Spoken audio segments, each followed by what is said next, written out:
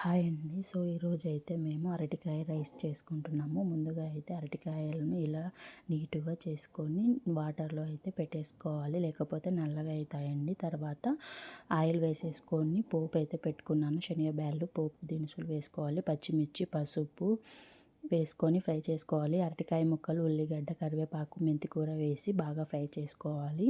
So వాము, ధనియా powder వేసి బాగా ఫ్రై చేసుకోవాలి. తర్వాత అల్లం పేస్ట్ కూడా వేసుకోవాలి అండి. స్పైసీ కోసం నేను ఇవన్నీ మసాలాలు వేస్తున్నాను. ఇది మీకు పూర్తిగా మీ ఆప్షనల్ అండి. సో కారం, ఉప్పు, సాంబార్ పొడి, గరం మసాలా కూడా వేసి బాగా ఫ్రై చేసి వేసుకోవాలన్నమాట. సో రైస్ వేసి నిమ్మకాయ వేసి బాగా కలుపుకుంటే అంతే అండి.